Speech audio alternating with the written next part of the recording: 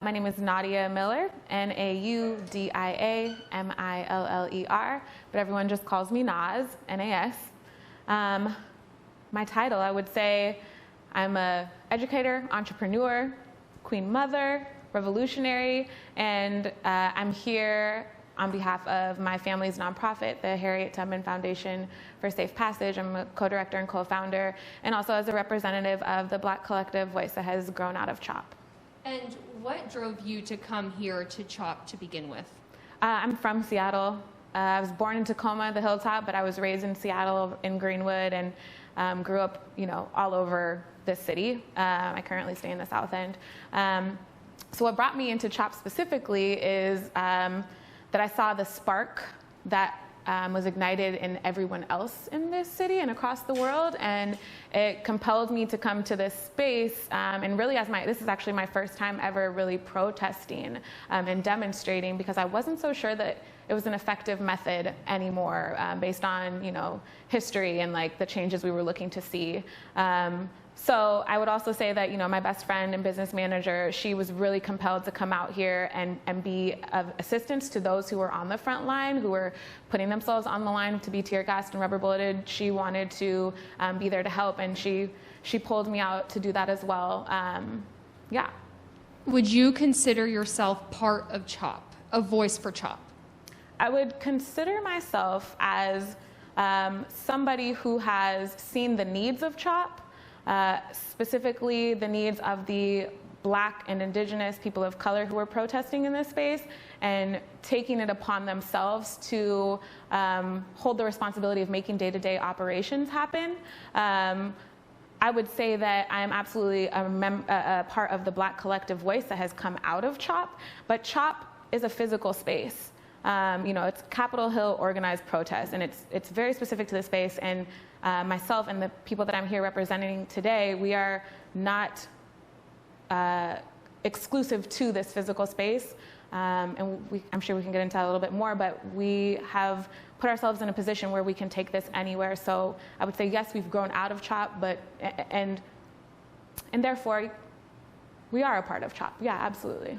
So when you were addressing people earlier today, I was getting contacted by people outside of this room who have been down at CHOP for weeks on end, concerned that people were speaking out who did not speak for them, and concerned about the message that was portraying. Do you speak for the occupiers out here outside the East Precinct?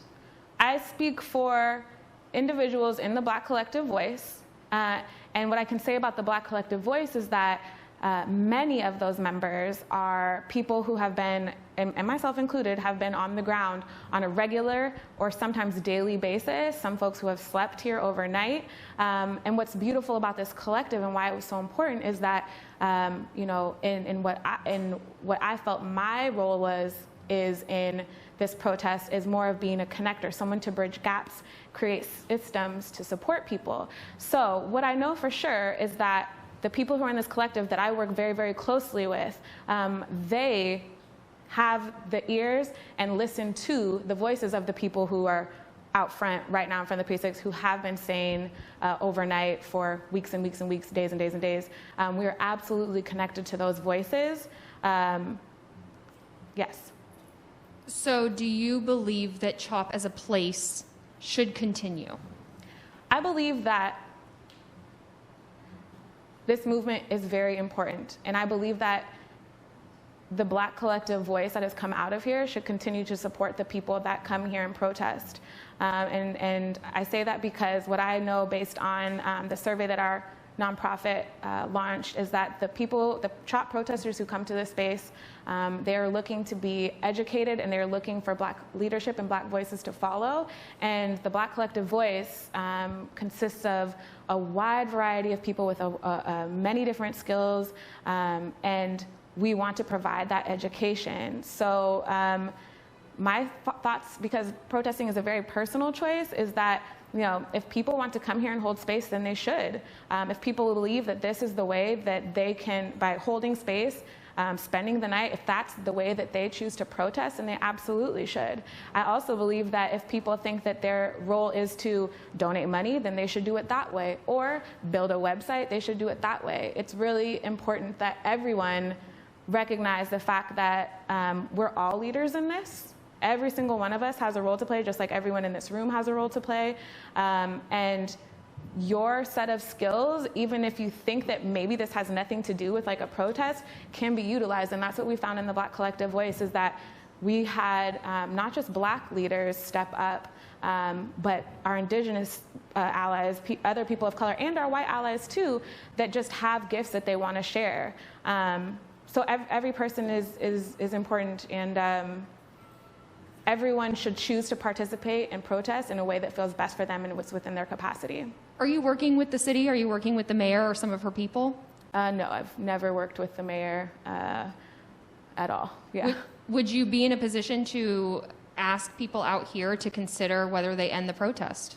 I can absolutely talk to the collective, and that can, you mentioned trickle down. So like, and that's kind of, I hate to say it's a hierarchy of any sorts, but we have created systems. So it's like, we have these work streams that are very specific so that people can tune in to what it is that their gifts are. And then we have leads in each of those positions. So I could absolutely touch base with that collective, get a temperature for the collective, and see how our group feels about, reaching out to the mayor, reaching out to city officials.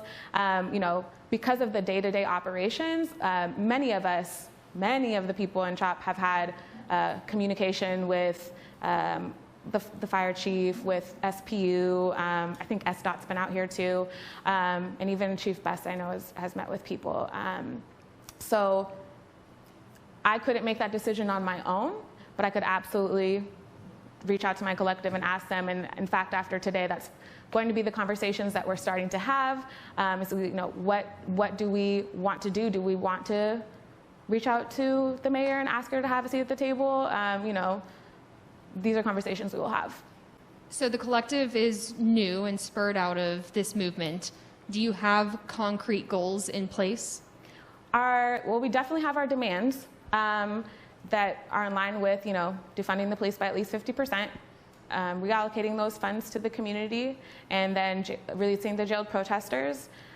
Goals we're like achieving really rapidly, actually. So like getting a public presence has been one of our goals, and like we have a website, we have all of our handles now that just launched yesterday, and also providing education as a means of protest to everybody. So like, if we're going to really end anti-Black racism, systemic racism, we have to educate people. I'm a firm believer in that.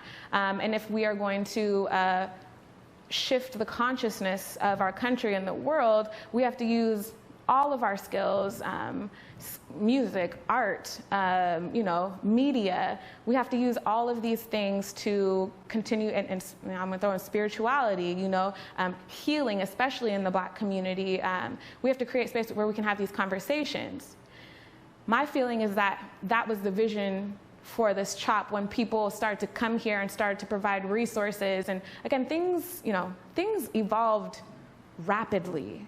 Every day, it's like you don't know what you're walking into, what you're going to hear, who's going to be there, who's not.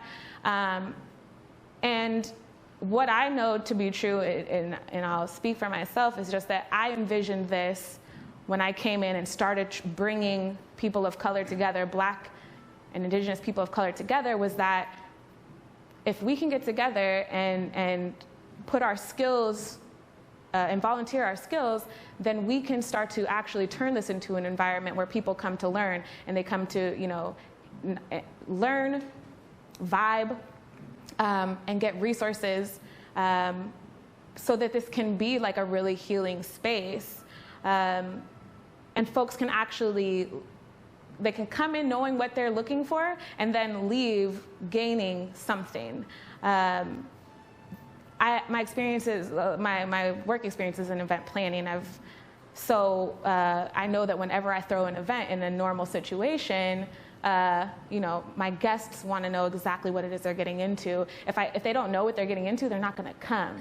And that was my biggest thing coming out here as a Black woman, is recognizing that, first of all, 90% of these people out here don't even look like me, and I know that they're fighting for my Black life and the lives of my Black brothers and sisters and aunties and cousins, uncles, but my people don't feel like they can come down here.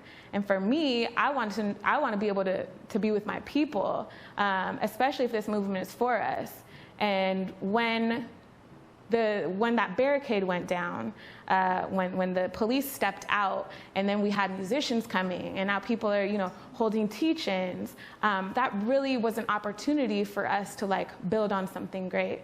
Again, things just changed really rapidly, and no one made these decisions. I mentioned that earlier in the press conference. Like, we didn't choose the East Precinct. We never chose to come to Cal Anderson and stand off with be terrorized by the police.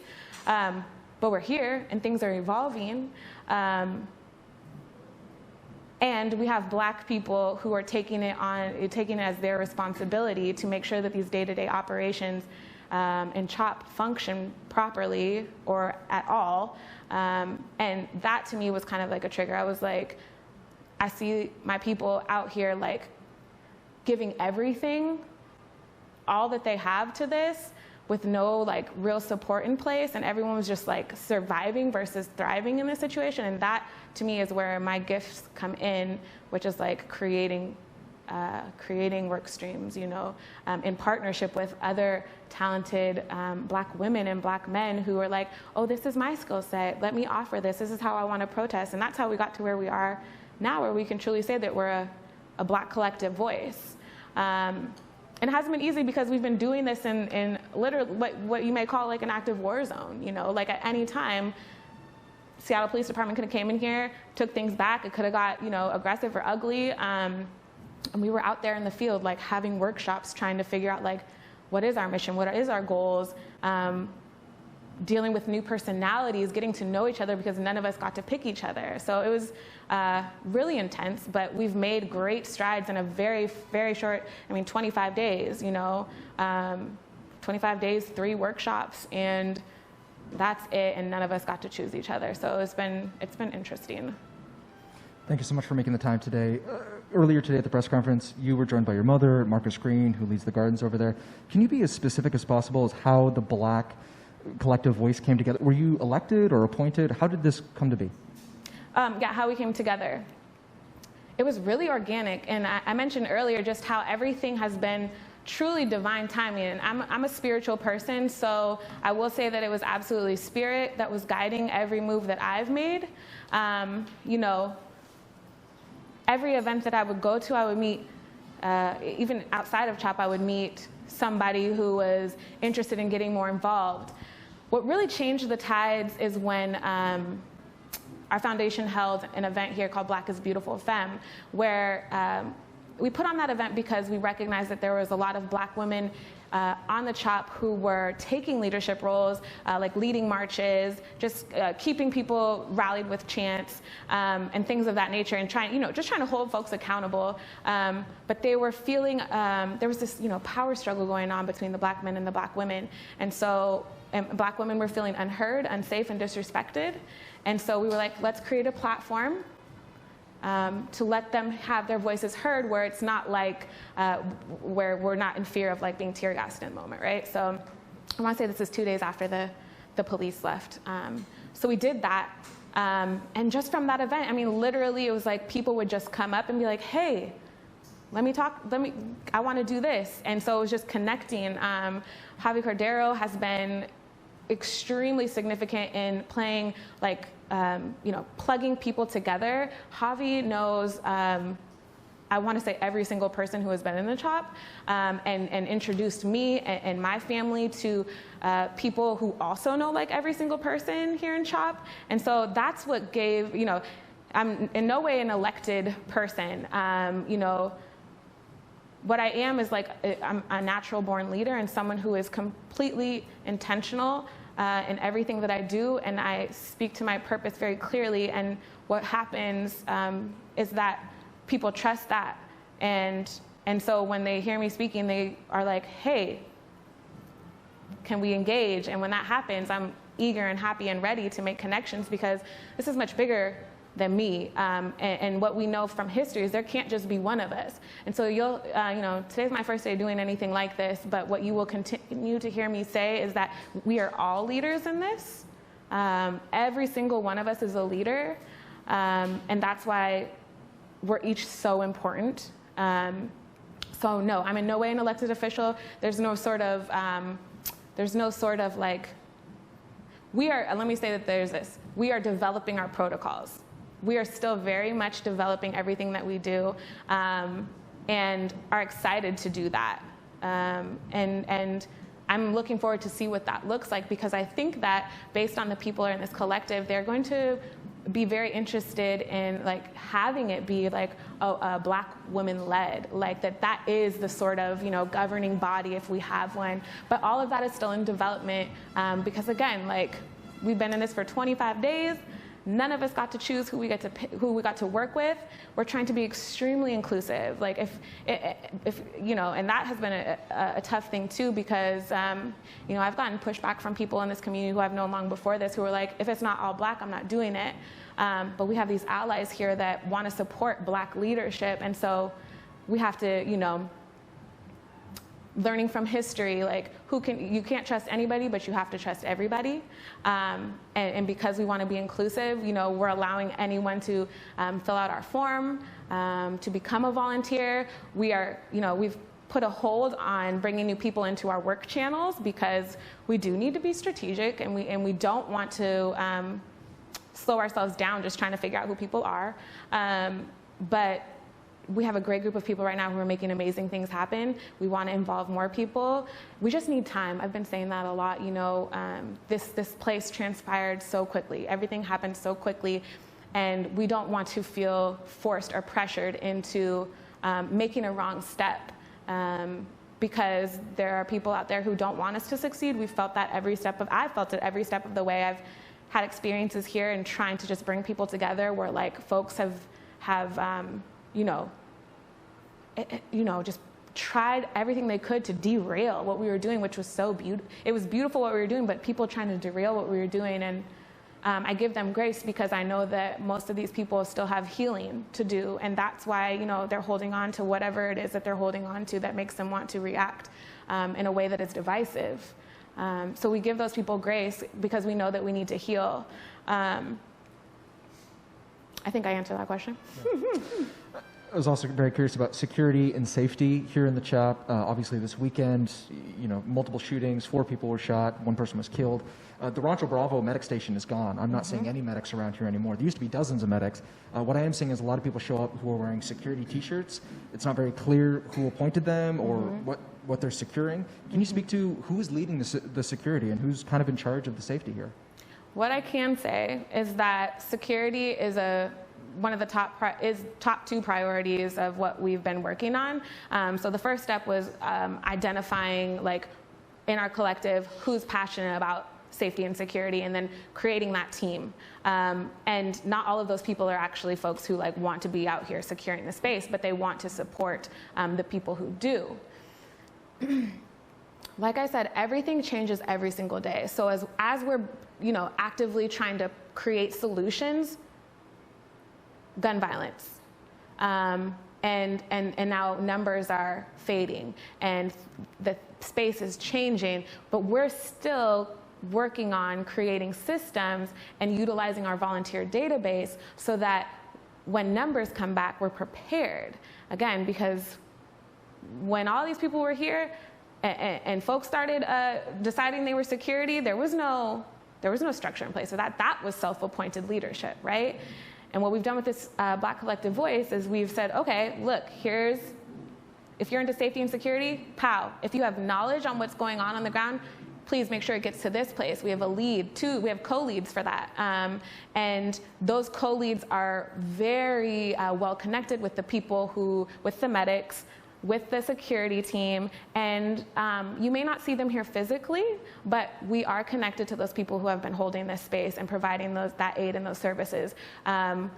We're playing everything hour by hour, day by day, and because we don't want people to feel like they're at risk anymore. We want people to feel safe when they're out here, and the only way to do that is to create structure and systems is what I believe, and what I believe that the Black collective voice agrees to. Otherwise, they wouldn't have joined this in an effort to make things better in this space. I spoke to a few medics who were here during the pepper spray and the tear gas. They were here for the protests, and they left this weekend feeling that they were not safe anymore. I spoke to two that said they would like to see a Seattle Fire Department liaison, EMT, just kind of like be here, not police presence, but EMT presence. Is that something the Black Collective Voice would like to see? Some sort of fire? What I would love to see, and something that we plan on working on, is providing training. So we have this huge database of people who want to volunteer their time. So one of the visions I've had and shared with the collective is like we reach out to the fire department and we ask them to come provide training. So that would be part of like our scheduled day of events. Like at 1 o'clock, you can come get your CPR and first aid. And I'm sure you can see how that could turn into something else. Self-defense, cooking classes, the sky's the limit. And that's why to me, it was so important to put together this Black collective voice, because I know that we have so many people in this community, Black people, Indigenous people, people of color, that can provide everything we need for this truly to be, and it doesn't have to just be on Capitol Hill, we could do this anywhere, but to truly be the sustainable community that I don't think any of us actually thought was going, this was never the intention of people coming out and protesting, but it appeared, and now it's like, oh, this could be something.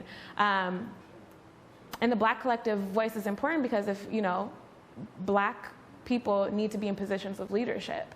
And if this movement is truly for us, and based on the results of our survey from the CHOP protesters, our white allies are looking for Black leadership. And, in order to get Black leadership, though, you have to first create an opportunity, and then try your best to make them feel safe, because every day as a Black person, you never know what's going to happen.